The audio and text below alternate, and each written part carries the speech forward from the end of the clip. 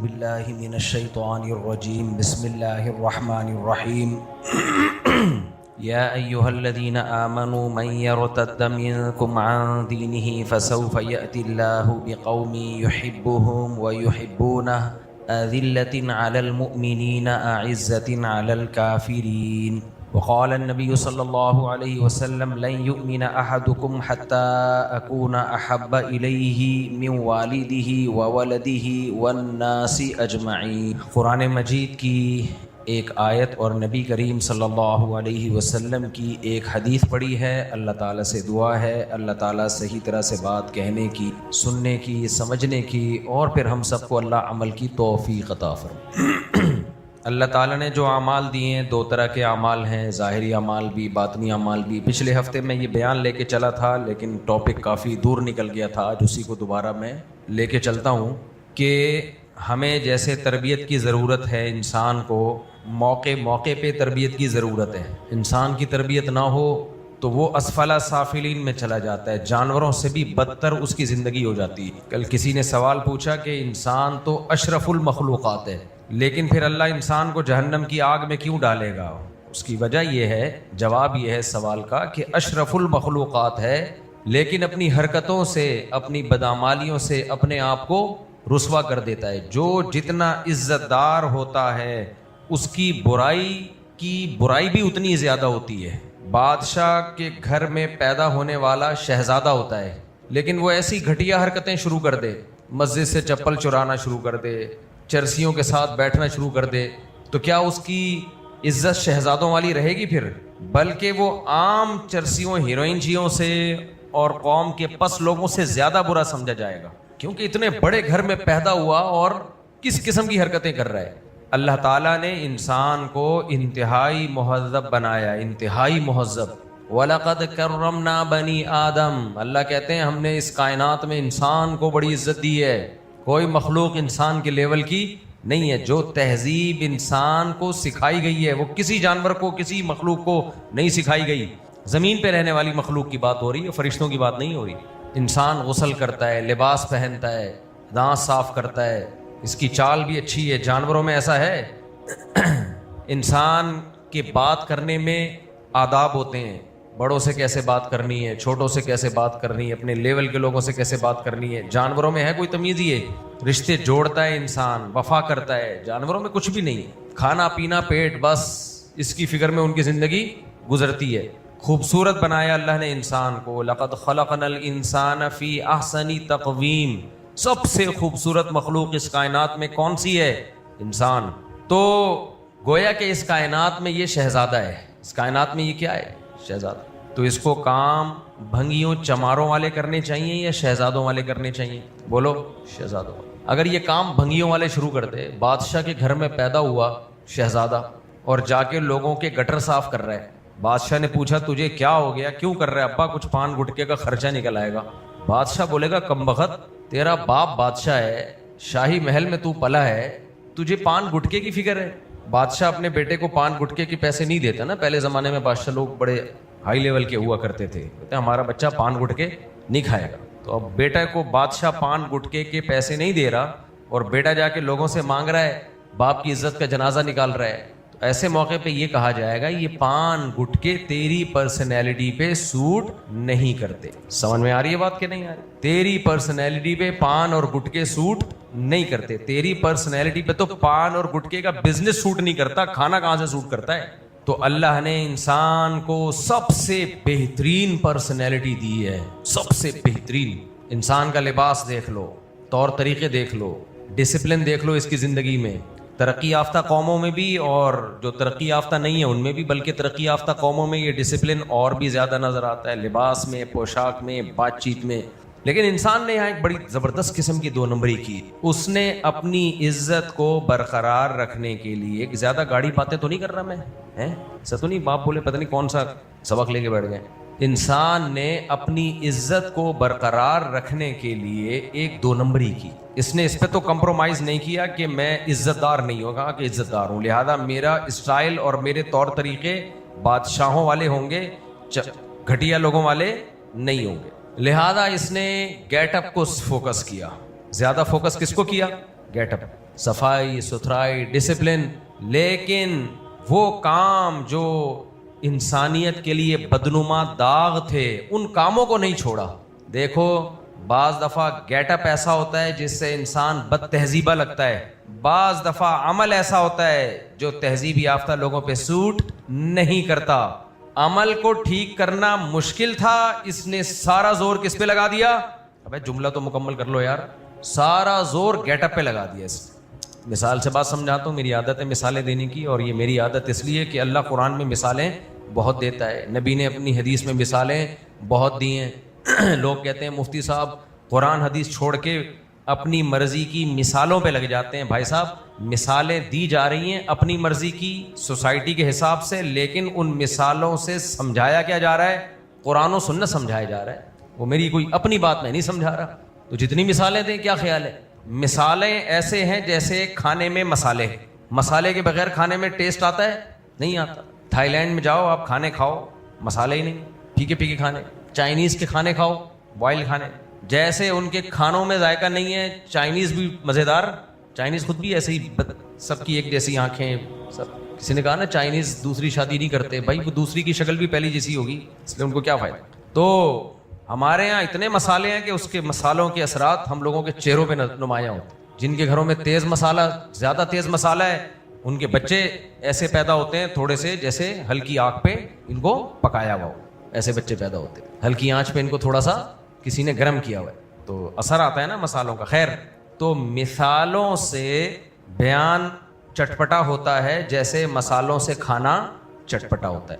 تو اس لیے میں بیانات میں بہت زیادہ مثالیں دیتا ہوں۔ تو بات کیا چل رہی تھی؟ یہی تو مسئلہ، ہاں گیٹ اپ کی بات کر رہا تھا۔ تو میں نے کہا مثال سے بات سمجھاتا ہوں کہ تہذیب یافتہ قوموں نے، اور آج کل جو نام نہاد لبرلز ہیں جو صبح و شام مولاناؤں کو، مذہبی لوگوں کو برا بھلا کہتے ہیں اور دقیانوس اور فنڈامنٹلسٹ اس ٹائپ کے نعرے لگاتے ہیں، ان لوگوں نے تہذیب یافتہ انسان کو جو ڈیفائن کیا، جو ایکسپلین کیا، جو اس کا نقشہ دنیا کے سامنے رکھا، وہ سچی مچی کے تہذیب یافتہ کا نہیں رکھا، وہ والا تہذیب یافتہ رکھا جتنے یہ خود ہیں۔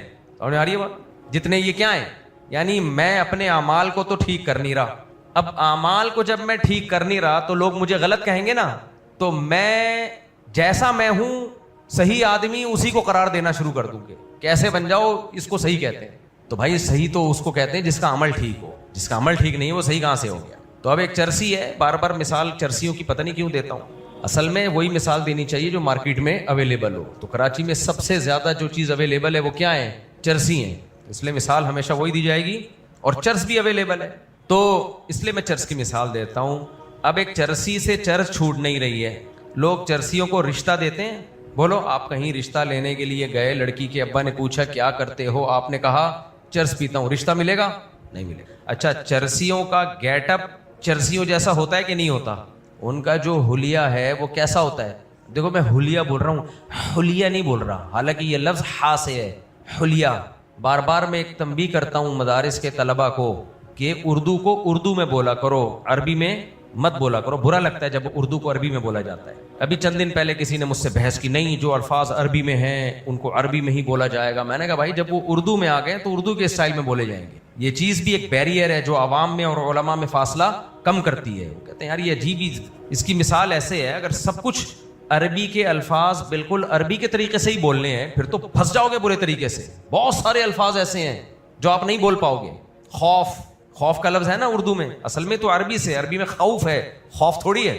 آپ کو مجھے تم سے بہت خوف آ رہا ہے، تو اب اس کو آپ سے خوف آنا شروع ہو جائے گا، یہ پتہ نہیں کون سی مخلوق ہے۔ تو بہت سارے الفاظ ہیں ایسے۔ تو انتظار ہے، ہم اردو میں کیا کہتے ہیں؟ انتظار کر رہا ہوں، اصل لفظ ہے انتظار، نون پہ اخفا بھی کیا جائے گا، سمجھ میں آ رہی ہے؟ ناک کے بانس سے آواز نکالی جائے گی، واہ ہے، واہ، انتظار، کافی دیر اس کو انتظار کرنا پڑے گا جب تک آپ انتظار کے لفظ کو کمپلیٹ کرو گے۔ اردو میں بولتے ہیں انتظار، زے سے بولتے ہیں، زے، انتظار لکھا جائے گا واہ کی طرح۔ سوال پیدا ہوتا ہے کہ جب بولنا واہ نہیں ہے تو پھر لکھا کیوں جا رہا ہے؟ یہ بھی ایک اصول سمجھ لو، پوری دنیا میں ہر زبان میں لکھنے کے طریقے یہ بھی توقیفی ہوتے ہیں۔ توقیفی کا مطلب جیسے اہل زبان لکھتے چلے آ رہے ہیں، اور بولنے کے طریقے بھی کیا ہوتے ہیں؟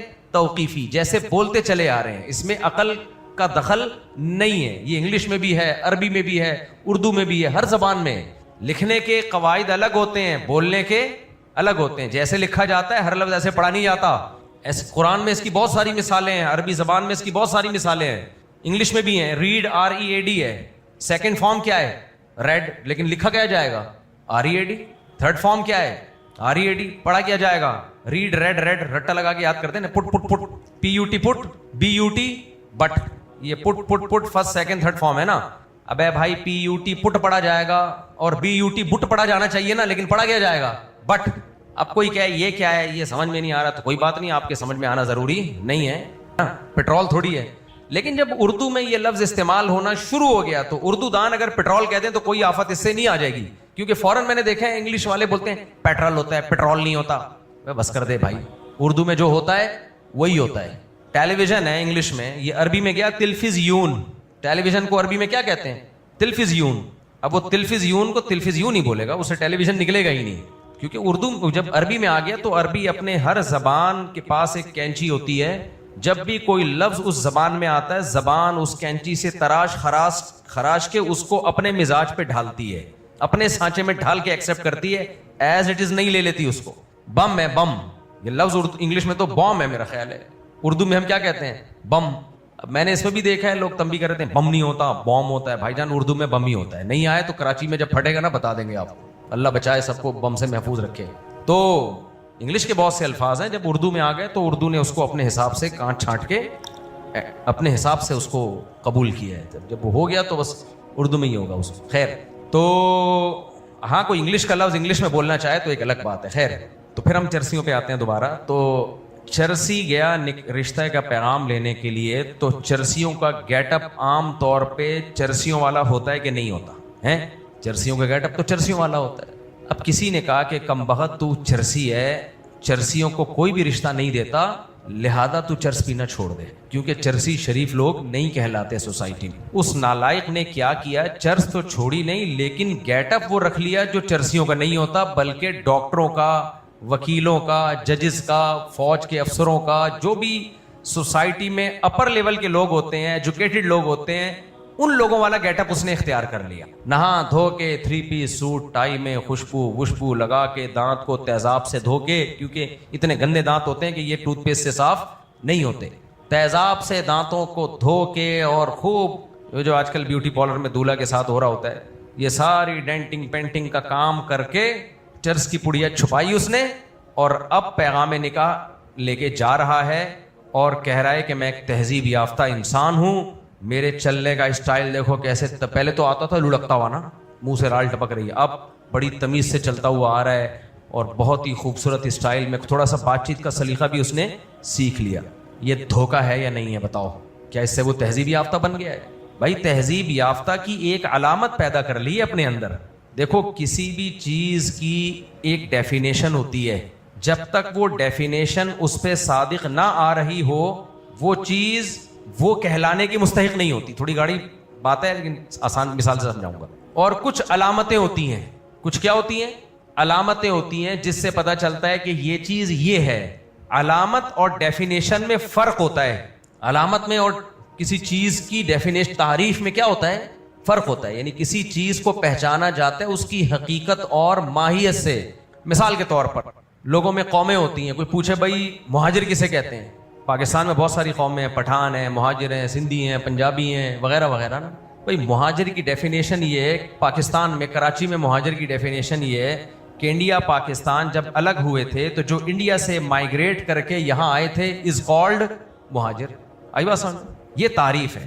علامت کیا ہے بھائی؟ علامت یہ کہ اردو بولتے ہوں، یہ علامت ہے. یہ اردو بولنا تعریف نہیں ہے، کیونکہ بہت سے پشتو بھی یہاں پر جو کراچی میں پیدا ہوئے اردو بول رہے ہیں، اور بہت سے مہاجر میں نے دیکھے ہیں جو پشاور میں رہے ہیں فر پشتو بول رہے ہیں. تو اردو یا پشتو بولنا ایک علامت ہے ظاہری جس سے پتہ چل جائے گا، لیکن یہ ڈیفینیشن نہیں ہے، یہ حقیقت نہیں ہے. سمجھ میں آ رہی ہے بات کہ نہیں آ رہی ہے؟ اور آسان، مسلمان کی ڈیفینیشن کیا ہے؟ مسلمان کی ڈیفینیشن یہ ہے، مسلمانوں کے گھر میں پیدا ہوا ہو، اسلام اب تک چھوڑا نہ ہو اس نے، یا کوئی غیر مسلم ہو کلمہ پڑھ کے اسلام میں داخل ہو چکا ہو. یہ کیا ہے؟ بولو نا ڈیفینیشن. علامت کیا ہے؟ نماز پڑھتا ہو، یہ علامتیں ہیں یا نہیں ہیں؟ لیکن کیا مطلب جو نماز نہیں پڑھتا وہ کافر کا بچہ ہے؟ بولتے کیوں نہیں بھائی؟ نا بھائی ہے مسلمان لیکن علامتیں مسلمانوں والی نہیں. ہمارے دوست ہیں آسٹریلیا میں, انہوں نے کہا کہ آج کل مسلمانوں کے پاس اپنے مسلمان ہونے کی صرف ایک علامت رہ گئی, یہ ختنے. اس کے علاوہ ساری علامتیں کیا ہیں؟ کوئی کام مسلمانوں والا نہیں. اسلامی ملک کی ڈیفینیشن کیا ہے؟ آئین میں یہ لکھا ہوا ہو کہ اسلام سپیریئر ہے. علامتیں کیا ہیں؟ اذانیں ہوتی ہوں, مسجدیں آباد ہوں, یہ علامتیں ہیں. لیکن اگر کسی غیر مسلم ملک میں بھی یہ علامتیں پائی جائیں, تھائی لینڈ میں بھی کھلے عام اذان ہوتی ہے, جمعے کے دن مسجدیں بھری ہوئی ہوتی ہیں, لیکن وہ اسلامی ملک نہیں بن جائے گا. تو پتہ یہ چلتا ہے کہ علامت میں اور ڈیفینیشن میں جب ٹکراؤ ہوتا ہے تو ترجیح کس کو دی جاتی ہے؟ علامت سے دھوکا ہو سکتا ہے, ڈیفینیشن سے دھوکا نہیں ہو سکتا. ڈیفینیشن ہمیشہ وہ بیان کی جائے گی جو اوریجنل ہوگی. سامنے آ رہی ہے بات کہ نہیں آ رہی ہے؟ اور آسان مثال, سائنس کیمسٹری میں لوہے کی ایک ڈیفینیشن ہے, ایک فارمولا ہے جس کو آئرن کہا جاتا ہے. علامت کیا ہے؟ ایسے ہاتھ مارو گے ٹن کی آواز آئے گی, سر پہ مارو گے سر پھٹ جائے گا. یہ لوہے کی علامتیں ہیں, لیکن یہ علامتیں ہر جگہ نہیں ہوتی. لوہا پگھلا دیا جائے تو یہ کوئی بھی علامت نہیں پائی جائے گی, حالانکہ لوہے کا جو فارمولا ہے, جو ایکویشن ہے, جو کیمسٹری میں, وہ ساری کی ساری پھر بھی اس پہ صادق آ رہی ہوگی. اور آسان کر لو, کیمسٹری کی پیچیدگی میں مت جاؤ. پانی کی ڈیفینیشن کیا ہے بھائی؟ ہائیڈروجن ڈائی آکسائڈ, دو ہائیڈروجن کے ایک آکسیجن کا مالیکیول مل کے جو ایک کمبینیشن بنتا ہے از کالڈ واٹر سائنس کی زبان میں. علامت کیا ہے؟ ایسے ایسے لکوڈ ہوتا ہے, یوں ہاتھ مارو گے چھن چھن کی آواز آئے گی. لیکن یہ علامت ہر جگہ نہیں پائی جاتی. پانی کو بوائل کرو بھاپ بن جائے گا, تو اس بھاپ میں H2O تو ہوگا, جو ڈیفینیشن ہے وہ تو ہے, لیکن علامت کیا ہو گئی؟ ابے بول لو نا, کیا جا رہا ہے تمہارا؟ میں بھی تو بول ہی رہا ہوں. علامت ختم ہو گئی, لیکن علامت ختم ہونے سے کیا وہ پانی پانی نہیں رہا؟ پھر بھی پانی ہے وہ. جس کو آپ سے محبت ہے, اس کی ڈیفینیشن کیا ہے؟ محبت ہے وہ آپ کا حقوق ادا کرے, آپ کے آرام کا خیال رکھے. آپ کو تکلیف, میاں بیوی میں محبت ہوتی ہے نا, تو محبت ہے یا نہیں, اس کی کچھ علامتیں ہوتی ہیں, لیکن ان علامتوں سے بعض دفعہ دھوکہ بھی ہوتا ہے. مثال کے طور پر علامت یہ ہوتی ہے کہ کبھی لڑتے نہیں ہیں, لیکن کیا مطلب اگر کبھی لڑ رہے ہیں تو محبت نہیں ہے؟ ہو سکتا ہے محبت کی وجہ سے لڑ رہے ہوں, کیا خیال ہے؟ تو اس سے ایک بات میرا خیال ہے سمجھ میں آ جانی چاہیے اچھے طریقے سے, کہ تہذیب یافتہ انسان, مہذب انسان, اس کی بھی ایک ڈیفینیشن ہے اور کچھ علامتیں ہیں. بعض دفعہ صرف علامتیں رہ جاتی ہیں, اندر سے تہذیب اس پہ صادق ہی نہیں آ رہی ہوتی. تو یہ جو نام نہاد لبرلز دنیا میں پائے جاتے ہیں, ترقی یافتہ قومیں جو دنیا میں پائی جاتی ہیں, ان میں تہذیب یافتہ لوگوں کی علامتیں پائی جاتی ہیں. تہذیب کی تعریف ان پہ صادق نہیں آتی ہے. اب سمجھ میں آئی ہے بات؟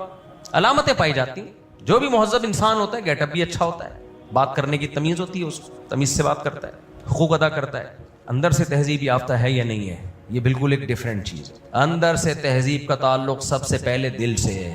دل میں کیا ہے؟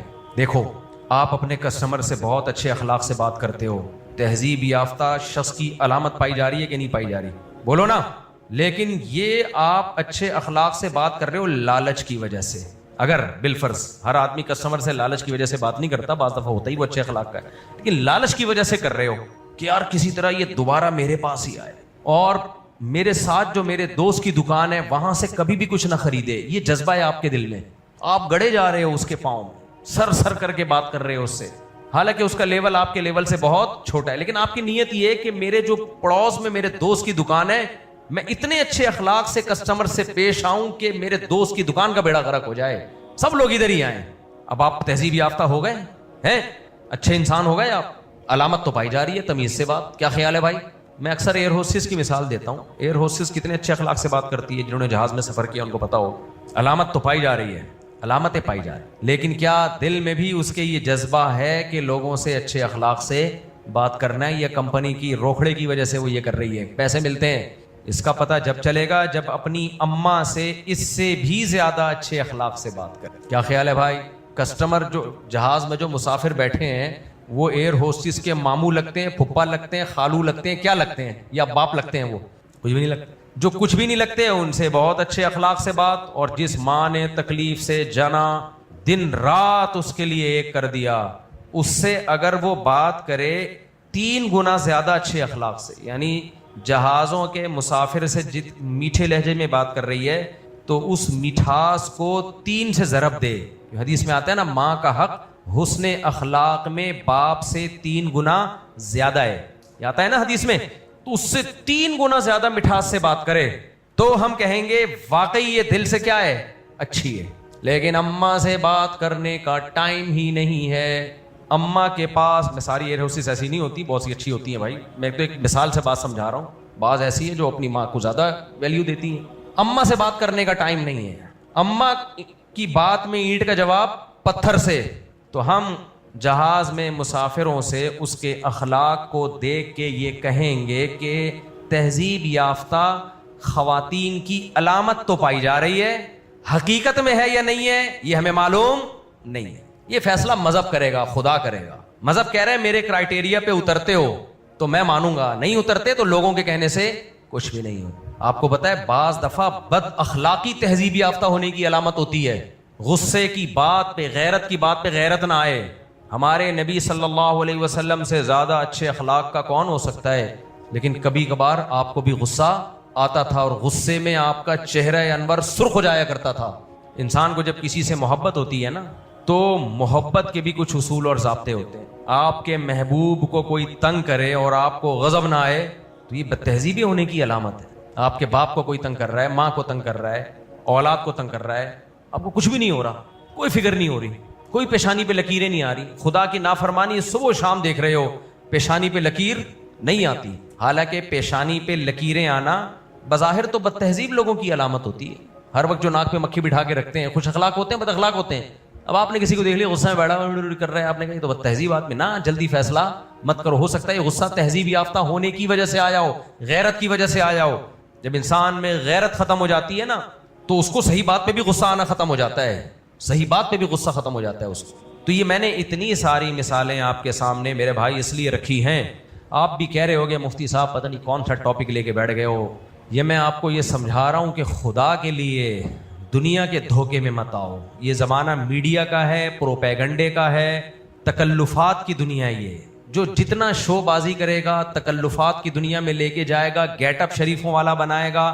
جو گیٹ اپ غریبوں والا بنائے گا وہ غریب لگے گا دیکھنے میں, جو شریفوں والا بنائے گا وہ شریف لگے گا دیکھنے میں. گیٹ اپ پہ دنیا مر رہی ہے نا. بہت سے مالدار گیٹ اپ غریبوں والا لے کے گھومتے, لوگ کہتے ہیں ہائے ہائے ہائے بیچارہ. سادہ کتنا ہے, سادہ نہیں, آپ کو الو بنا رہا ہے وہ. آپ کو کیا بنا رہا ہے, الو, تاکہ آپ چندہ دیتے رہو اس کو. سمجھو یہ کتنا نیک ہے بیچارے کا بھائی, وہ الو بنا رہا ہے. جیسے سب رہتے ہیں ایسے رہو نا.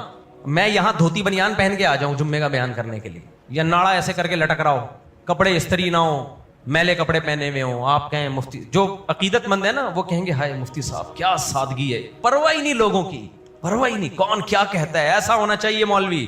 نہ جس کو بالکل ہی پرواہ نہ ہو نا لوگ کیا کہیں گے, صحیح بات میں بھی پرواہ نہ ہو, وہ اس کا مطلب وہ اوپر سے کیا ہے, پاگل ہے. وہ داماد تو کوئی نہیں چاہتا ایسا ہو کہ وہ بالکل سیدھا, ہم رشتہ لینے کے لیے جائیں اور دھوتی بنیان میں آگے بیٹھ جائے. وہاں تو چاہتے ہیں بھائی بڑا تمیز کا آدمی ہو. کیا مطلب, سوسائٹی کے حساب سے اپنے آپ کو اپڈیٹ رکھا ہوا اس میں. ہاں, بہت زیادہ تکلف بھی نہ ہو. کل شیء خرج عن حدہ رجع الی ضدہ, ایک عربی کا مقولہ ہے بڑا خاندانی. ہر وہ چیز جو لمٹ کراس کرتی ہے نا وہ اپنی ضد کی طرف, اپوزٹ کی طرف آ جاتی ہے.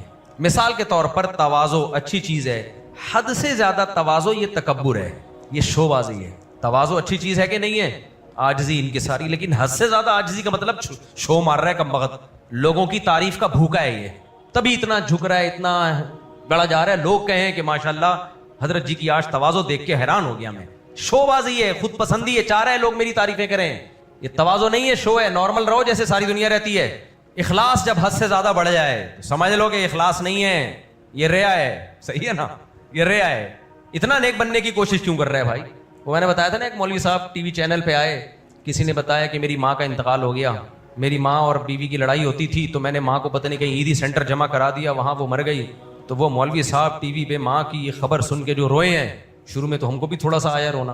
اس کے بعد اینکر کو ایسا لگ رہا تھا کہ ہنسی آ رہی ہے, لیکن اینکر ہنسی روک رہا ہے, اور اینکر اس سے بزبان حال کہہ رہا تھا چپ کر جا ورنہ میری ہنسی نکل جائے گی. بہت مشکل سے کیمرے کے سامنے میں ہنسی روک کے بیٹھا ہوں. ابے اپنی ماں پہ اتنا نہیں کوئی رو رہا ہوتا, دوسرے کی ماں پہ تو ٹی وی میں بیٹھ کے اتنا رو رہا ہے, اتنا رو رہا ہے, ہائے ہائے ماں ماں ماں کرتے جا رہا ہے, بس کر دے, بس کر دے. لیکن ٹی وی پہ چلتا یہ ناٹک ہی ہے, ڈرامے زیادہ چلیں گے ٹی وی پہ. ٹی وی سے مراد میڈیا پہ, ایسے واقعات دیکھنے کے بعد نا کسی کے جنازے پہ کوئی بہت زیادہ رو رہا ہو نا کسی کے قتل پہ، تو مجھے شک ہونے لگتا ہے اسی نے نہ مارا ہو کہیں۔ مقتول کے جنازے پہ جو بہت زیادہ رو رہا ہے نا، میں نہیں کہہ رہا وہ قاتل ہے، کسی بے گناہ پہ الزام نہیں لگا رہا، لیکن شک ہونے لگتا ہے اسی نے مارا ہے، کیونکہ کل شیء خرج عن حدہ رجع الی ضدہ۔ یہ جو اتنا ایکسائٹڈ ہو رہا ہے وہ مرا جا رہا ہے، بھائی یہ اتنی محبت نہیں ہے، یہ محبت کی اپوزٹ ہے، نفرت ہے، مارا اسی نے ہے۔ شک ہونے لگتا ہے انسان کو، تو اتنا کیوں رو رہا ہے؟ بچپن کے کچھ واقعات یاد رہ جاتے ہیں۔ ہمارے محلے میں خان صاحب ہوا کرتے تھے، اللہ ان کی مغفرت فرمائے، بڑے اچھے موقر شخصیت تھے، ان کے پوتے نواسے اب ہیں، یہ بیان سنیں گے تو امید ہے اس کی تصدیق کریں گے یا بھول گئے ہوں گے۔ ان کی ساس کا انتقال ہو گیا، تو ایک صاحب آئے تعزیت کے لیے، بہت زیادہ گڑے جا رہے ہیں، بہت افسوس ہوا مجھے آپ کی ساس، بہت زیادہ۔ جب زیادہ کیا نا انہوں نے، خان صاحب نے کہا تیری کیا لگتی تھی جو تو اتنا زیادہ افسوس ہوا؟ بس ایک دفعہ تعزیت کر لی جی، بہت افسوس ہوا، اللہ مغفرت فرمائے ان کا۔ تو گڑائی جا رہا ہے زمین میں کم بخت، اب مجھے پورے الفاظ یاد نہیں ہے، وہ تھے اسٹریٹ فارورڈ، انہوں نے بولا تیری کیا لگتی تھی؟ کچھ لوگ ہوتے ہیں سیدھے، وہ رکھتے نہیں ہیں، وہ فوراً پارسل کر دیتے ہیں، اس سے سامنے والے کی اصلاح بر وقت ہو جاتی ہے، بے عزتی تو ہوتی ہے لیکن وہ آئندہ کے لیے بڑی بے عزتیوں سے بچ جاتا ہے۔ ایسے ہی کوئی غریبوں والے ڈریس میں گھوم رہا ہو نا، پیسہ اللہ نے دیا، اس کو بولا کرو کہ تیرے پاس پیسے نہیں ہیں پینٹ پہننے کے، لا میں لا دیتا ہوں تیرے کو زکات میں، تو اچھی سی پینٹ لے کے دے دیتا ہوں تیرے کو لنڈا مارکیٹ سے زکات کی، وہی پہن لے، لیکن کپڑے اچھے پہن کے گھوما کر۔ مجھے بڑا غصہ آتا ہے یہ جو ایسے ٹروپی ڈرامے کر رہے ہوتے ہیں نا، گیٹ اپ، تو یہ اچھی بات نہیں ہے۔ ان اللہ یحب ان یرا اثر نعمتہ علی عبدہ، نبی نے فرمایا اللہ چاہتے ہیں جو پیسہ اللہ نے دیا ہے تمہارے لباس پوشاک سے جھلکنا چاہیے۔ وہ لوگ کہتے ہیں ہمارے نبی کے کپڑے پیون زدہ تھے، بھائی نبی نے تو پیسہ رکھا ہی نہیں ہے، ایک درہم ایک روپیہ نہیں رکھا نبی کریم صلی اللہ علیہ وسلم نے، یا تو آپ بھی نہیں رکھو نا، اتنا بڑا ظرف پیدا کرو۔ ہمارے نبی کے پاس صبح آیا، شام سے پہلے صدقہ، کھانا نہیں ہے شام کو، کوئی بات نہیں، بھوکے سو جائیں گے، بغیر کھائے سو جائیں گے، کوئی مسئلہ نہیں ہے۔ تو ان لوگوں کا اتنا بڑا ظرف ہے، پیسہ رکھا ہوتا ہے بینکوں میں، سونا رکھا ہوتا ہے لاکر میں، اور ایسے کپڑے پہن کے گھوم رہے ہوتے ہیں جیسے بیچاروں نے کئی وقت منہ ایسا بنایا ہوا ہوتا ہے، کئی وقت کا فاقہ ہے۔ تو نبی کی ساری حدیثوں کو لیا جائے گا نا۔ آپ نے اپنے لیے غربت کو پسند کیا، پیون زدہ کپڑے پہنے، کیوں پہنے؟ اس لیے کہ پیسے ہی نہیں رکھے۔ لیکن جس صحابی کے پاس پیسہ ہے ان کو منع کیا، جب ہے تو نظر آنا چاہیے، جب ہے تو لباس سے نظر آنا چاہیے۔ تو کل شیء خرج عن حدہ رجع الی ضدہ، ہر چیز جب اعتدال سے بڑھتی ہے نا، تو میں وہ تواضع کی مثال دے رہا تھا کہ بعض لوگوں میں بہت زیادہ خاکسار، جب اللہ معاف فرمائے مثالیں بہت ساری ذہن میں آنا شروع ہو جاتی ہیں، تو نارمل رہنا چاہیے جیسے ساری دنیا کے سارے انسان رہتے ہیں۔ بعض پیروں کو میں نے بگڑتا ہوا دیکھا ہے، ہمارے ہی سلسلے کے، اچھے بھلے ہوتے ہیں، نماز پڑھ رہے ہوتے ہیں، لوگوں کو اللہ اللہ سکھا رہے ہوتے ہیں، مریدوں کا حلقہ بڑھتا ہے تو اپنی اوقات بھول جاتے ہیں۔ سب سے پہلے جو خرابی آتی ہے نا کسی پیر و مرشد میں، میں ان پیروں کی بات نہیں کر رہا جو 2 نمبر ہیں، 1 نمبر پیروں کی بات کر رہا ہوں، سمجھ میں آ رہی ہے بات؟ جو بزرگان دین، جو مشائخ ہیں، بڑے لوگوں کو تو ہم بات نہیں کر سکتے، ہم تو چھوٹے لوگ ہیں، لیکن جو مارکیٹ میں اس وقت اویلیبل ہیں، سب سے پہلی خرابی کسی پیر و مرشد میں جو کسی محلے میں لوگوں کو بیعت کرنا شروع کر دے اور صحیح حق پرست ہو، سب سے پہلی خرابی پتہ ہے کیا آتی ہے؟ اپنے محلے کی مسجد کے امام کو 2 ٹکے کا سمجھنا شروع کر دیتا ہے۔ نہ اس کے مریدین اپنے محلے کی مسجد کے امام کو کوئی عزت دیتے ہیں، نہ وہ خود دیتا ہے۔ ان کا خیال ہوتا ہے تو بیکار ہے، اس کو کیا اللہ اللہ کا پتہ، اس کو کیا پتہ، ہمارے حضرت جی ہیں پہنچے ہوئے۔ سب سے پہلے کس کو محلے کے امام کی اس کی نظر میں 2 ٹکے کی حیثیت نہیں ہوتی، حالانکہ 20 سال سے اس کے پیچھے اس کے مرید نماز پڑھ رہے ہوں گے۔ دوسرے نمبر پہ اپنے باپ کی 2 ٹکے کی حیثیت بولو نہیں، باپ کو چھوڑ کے پیر کو باپ بنا لیتے ہیں۔ مولانا اشرف علی تھانوی رحمہ اللہ کو حکیم الامہ ایسے ہی نہیں کہا جاتا، فرماتے تھے کہ جنا کسی نے ہو کسی اور کے گئے۔ جس باپ کے گھر میں پیدا ہوئے، جس نے دن رات ایک کر کے تمہیں پالا اور اس کی وجہ سے تمہیں اسلام ملا ہے، اس کو بالکل زندگی سے نظر انداز، ہر وقت پیر صاحب کے چرنوں میں بیٹھے رہیں گے۔ تو یہ 2 خرابیاں آتی ہیں، اور پھر امام کے کیڑے نکالنا شروع، ہمارے حضرت تو ایسے ہیں، مسجد کے امام تو ایسا نہیں، ہمارے حضرت تو ایسے ہیں، مسجد کے امام میں تو یہ خرابی، ہمارے حضرت تو ایسے ہیں، مسجد کے امام میں یہ خرابی۔ پھر ایک دھڑا بن جاتا ہے، اور تھوڑے دنوں میں وہ دھڑا ایک فرقے کی شکل میں تبدیل ہو جاتا ہے۔ اللہ کا کتنا بڑا فضل ہوا، خدا کی قسم میرے تو ایسے اعمال نہیں ہیں، اللہ نے مجھے جو پیر دے دیے نا بڑے خاندانی دے دیے۔ میرے شیخ مفتی رشید احمد صاحب رحمہ اللہ تعالی، ایسا خاندانی پیر اللہ نے مجھے دیا ہے۔ پھر ان کے نائب حضرت مفتی عبدالرحیم صاحب کیسے براڈ مائنڈڈ پیر تھے۔ ہم جب حضرت سے بیعت ہوئے، حضرت کا لباس الگ، ہمارا گیٹ اپ بولو الگ۔ حضرت نے نہیں کہا جیسے کپڑے میں پہن رہا ہوں ویسے ہی کپڑے تم پہنو، جیسی ٹوپی میں پہنتا ہوں ویسی ٹوپی تم پہنو، جیسی پگڑی میں پہنتا ہوں ویسی پگڑی، بولو ابے بول لو نا کیا جا رہا ہے یار۔ ویسے پہنوں کا لفظ آخر میں چھوڑ دوں تو خالی پہنوں کا لفظ بول دو. میرے شیخ حضرت مفتی رشید احمد صاحب کا سلسلہ میں بتا دوں, وہ خلیفہ تھے حضرت مولانا عبد الغنی پھول پھوری رحمہ اللہ کے, جن کے خلیفہ حضرت حکیم اختر صاحب رحمہ اللہ تعالیٰ تھے. اللہ ان دونوں بزرگوں کی قبروں کو نور سے بھر دے. تو عبد الغنی پھول پھوری رحمہ اللہ بہت بڑے اللہ والے بزرگ تھے. ان کی آپ سوانے پڑھو, آپ روتے رہو گے ان کی سوانے پڑھ کے. ایسے ایسے لوگ اللہ نے اس امت میں پیدا کی. اور مولانا عبد الغنی پھول پھوری رحمہ اللہ مجاز بیعت تھے, خلیفہ تھے حضرت مولانا اشرف علی تھانوی رحمہ اللہ تعالیٰ کے. سامنے آ رہی بات کہ نہیں آ رہی؟ تو ہمارے حضرت کا جو سلسلہ تھا تصوف میں وہ چھوٹا نہیں تھا, اور میرے شیخ کو چاروں سلسلوں میں بیعت کی اجازت ملی ہوئی تھی. تصوف کے 4 سلسلے, قادریہ, چشتیہ, سہروردیہ اور نقشبندیہ, چاروں سلسلے میں بیعت کرتے تھے. اور حضرت نے حدیث پڑھی مولانا حسین احمد مدنی رحمہ اللہ تعالیٰ سے. مولانا حسین احمد مدنی کے درس روضہ رسول کے قریب ہوا کرتے تھے. روضہ رسول صلی اللہ علیہ وسلم مسجد نبوی میں حضرت مولانا حسین مدنی رحمہ اللہ تعالیٰ درس حدیث پڑھایا کرتے تھے. پوری دنیا سے لوگ مسجد نبوی میں آتے تھے آپ کا درس سننے کے لیے. بذل المجہود جو ابو داؤد کی شرح ہے نا, مولانا زکریا رحمہ اللہ تعالیٰ نے روضہ رسول کے سامنے بیٹھ کے لکھی ہے. وہ آج عربی میں شرح ہے, عرب سعودی عرب کی لائبریری میں بھی ملتی ہے, یہاں بھی ملتی ہے. تو حدیث میں اتنا بڑا سلسلہ. اور فتوے کا کام کس سے سیکھا؟ مفتی تھے نا حضرت مفتی محمد شفیع صاحب رحمہ اللہ تعالیٰ, جو مفتی اعظم پاکستان, جن کے دونوں بیٹے حضرت مفتی رفیع عثمانی, حضرت مفتی تقی عثمانی حفظہم اللہ تعالی دامت برکاتہم العالیہ. تو اتنی بڑی سند, کتنا علم اللہ نے دیا. حضرت مفتی تقی عثمانی صاحب, حضرت مفتی رفیع عثمانی صاحب, یہ ہمارے حضرت کی کسٹڈی میں کئی سال رہے ہیں اور 7-8 سال مسلسل پڑھا ہے.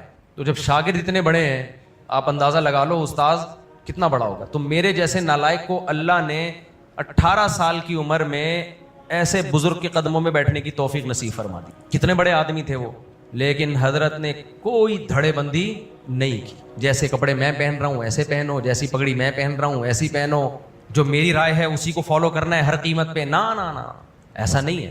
ایسا ظرف بڑا تھا حضرت اپنے شاگردوں سے, جو مفتی تھے, ہر آدمی کو اجازت نہیں ہے, جو مفتی بن چکے تھے, بھائی میری رائے سے اگر آپ کو اختلاف ہو تو آپ جب انڈیویجولی فتویٰ دیں تو اپنی رائے نقل کر دیں اس میں. ہاں ادارے کا فتویٰ تو وہی ہوگا جو بڑے کی رائے ہے, لیکن آپ کو اجازت ہے آپ اپنی رائے بتا سکتے ہیں عوام میں, کوئی حرج نہیں ہے اس میں. وہ فرمایا کرتے تھے کہ جب آپ کسی سے بیعت ہو جاؤ تو رہنا ایسے ہی ہے جیسے سارے مسلمان رہتے ہیں, گھل مل کے سب. ایسا سیٹ اپ یا ایسا گیٹ اپ نہیں بنانا کہ دیکھنے میں لگے کہ یہ ایک نیا دھڑا بن چکا ہے. سمجھ میں آ رہی ہے بات؟ یہ کیا بن چکا ہے؟ ایک نیا دھڑا. آج کسی پیر سے بیعت ہو جاؤ تو ایک عجیب ہی دنیا میں کھو جاتا ہے, باقی سارے بے وقوف لگنے لگتے ہیں اس کو. سب سے پہلے مسجد کا امام بے وقوف لگتا ہے, یہ تو پاگل ہے, اس کو تو آتا ہی کچھ نہیں ہے. تو خیر ہم کہیں سے کہیں اور نکل لیے. تو میں بات یہ کر رہا تھا کہ تہذیب کی جو ڈیفینیشن ہے, یہ گھڑی صحیح ہے نا, ایسا تو نہیں ہے کہ یہ صحیح ہے, ٹائم صحیح ہے. جب کسی چیز کی تعریف میں اور علامتوں میں ٹکراؤ ہوگا تو ترجیح کس کو دی جائے گی؟ جو تعریف ہے نا اس سے پرکھا جائے گا کہ یہ وہ چیز ہے یا نہیں ہے. علامتیں نہیں دیکھی جاتی ہیں ایسے موقع پہ. تو میں چرسی کی مثال دے رہا تھا کہ اس نے کمبخت نے چرس پینا چھوڑی نہیں اور گیٹ اپ شریفوں والا بنا کے پہنچ گیا. یہ زیادہ بڑا جرم کیا کہ نہیں کیا؟ تو دھوکہ دے رہا ہے. اب تو لوگوں کو دھوکہ دے رہا ہے بھائی. تو یاد رکھو, کافر, غیر مسلم, انہوں نے کیا کیا؟ بجائے اس کے کہ انسانیت والے اعمال اختیار کرتے, چاہے وہ دل کے اعمال ہوں چاہے وہ جسم کے اعمال ہوں, ان اعمال کو فوکس نہیں کیا, اپنے آپ کو شہوت پرستی میں ڈال دیا, خواہشات کا غلام بنا دیا. افرأیت من اتخذ الہہ ہواہ, اللہ کہتے ہیں تم ان لوگوں کو نہیں دیکھتے جنہوں نے خواہشات کو خدا بنا لیا ہے, دل کی چاہتوں کو خدا بنا لیا ہے. وَأَضَلَّهُ اللَّهُ عَلَىٰ عِلْمٍ, انہیں سب معلوم ہے, اس کے باوجود گمراہ ہو گئے. ان کو پتہ ہے یہ غلط راستہ ہے, لیکن انہوں نے اس غلط راستے کو چھوڑنے کے بجائے سارا